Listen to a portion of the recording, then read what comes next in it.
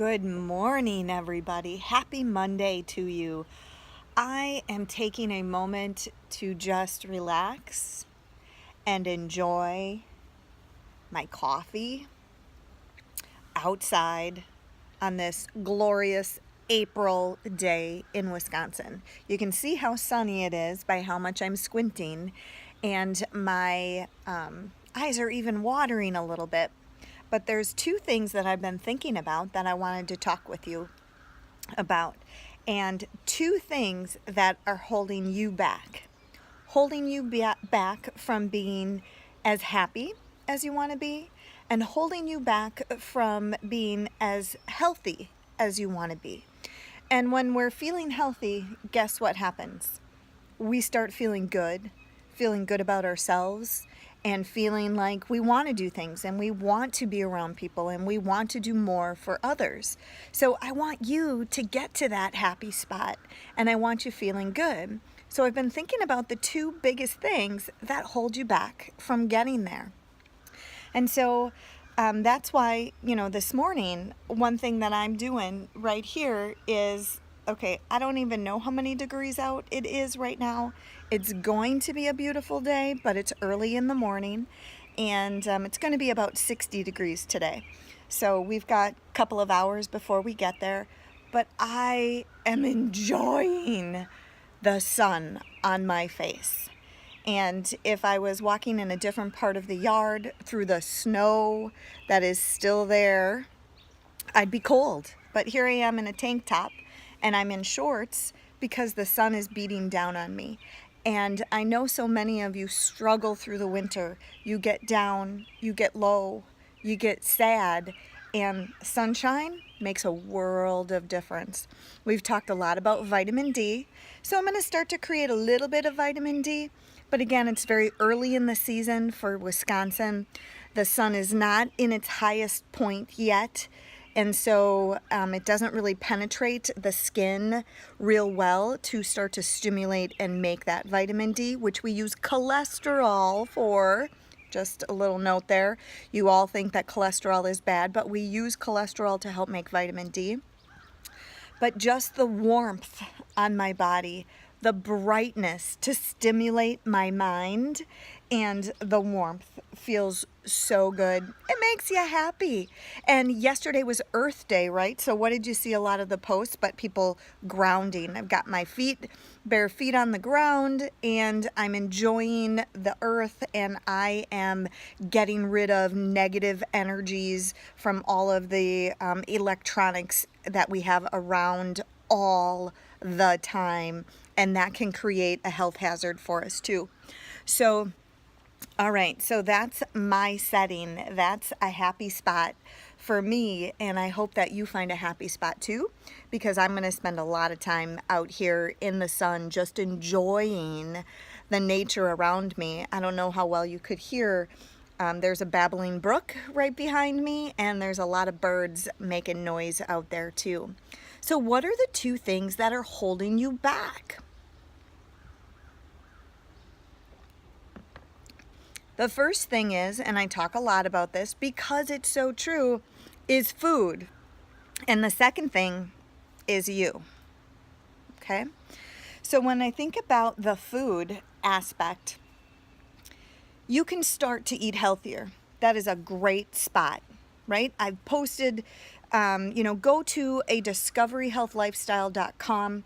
I've posted out there some tips, easy things to do, 6 ways to eat healthier. You got to make it simple. The more complicated all of those diets are, the harder it is. I don't want you counting calories. I don't want you counting carbs or counting protein or anything like that. I want you eating more vegetables. That's it. Eat more vegetables. And then once you start doing that, then we'll put another layer on it. When you eat meat, I want it to be grass-fed meat. When you eat eggs, I want it to be free-range chickens. All those types of things make for better and better and better choices. And once you get to that spot, it's going to get easy, and it's going to feel so good in your body as well. But you have to start by just stop putting the crap in your body, right? Stop with the soda. Stop with so much alcohol.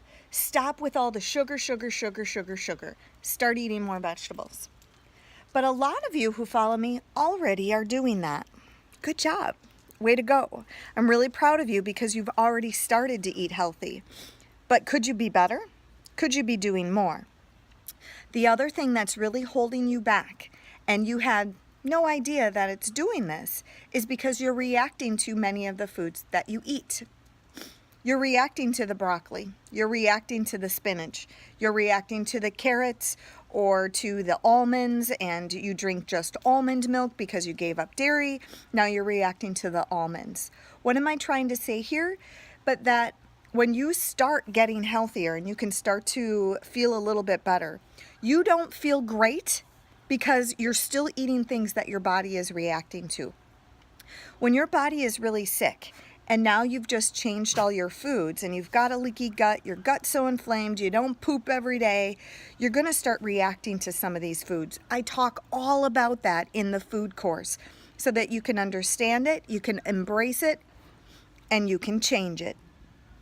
Okay? I want you to be able to change the things that you're putting in your body because it's going to help take you to that happy place. You're going to feel so good. And I have example after example after example of kids who no longer have itchy rashes. So the little girls who are scratching themselves to death because their skin itches so much dramatically improves when they change their diet. The person with arthritis who says, oh, yeah, everybody in my family has arthritis. I've got it too. They change their food, their arthritis goes away. The person with asthma who takes 3 different medications, 2 inhalers plus an antihistamine so that they can breathe every day. Change their food, they no longer need any of those medications. So it's been proven time and time again, over and over to me, that even when I meet somebody who thinks they're eating really well, I get them eating better and those symptoms go away. Even this, well, actually, this next thing translates into that second thing that is stopping you from being that healthy, happy person that you want to be. And so first you have to change your foods. Go to discoveryhealthlifestyle.com. The course is there. Sign up for the food course. I've given you a 15% discount multiple times on my Facebook page. Go find it. It's Foods 15. You can afford to do this because it's going to change your life. That's why you can afford to do this. So stop letting food be in your way. And now you need to get out of the way. Get out of the way for yourself. You can do better, but you're stopping yourself. I don't know why you're stopping yourself, but this next example is a woman who started to change her foods, and she was eating better, and she started to follow her food allergy list, and that was amazing. But her work still beat her up. She was stressed out all the time. She's stressed out at home, and she wasn't having anybody else in the family change their foods. So she was making food for herself and making food for her family. And she's got a family of about 5 people, and she insists on doing it all because nobody else knows how to cook, nobody else will eat differently, and it's just the burden that she is choosing to take on. This is a woman who doesn't yet know how to say no. I've encouraged her, your kids, they can help. Your husband, give him a night to cook. No. They can't. Do you think she's getting in her own way? Do you think she's making it harder than it has to be? She definitely is making it harder than it has to be.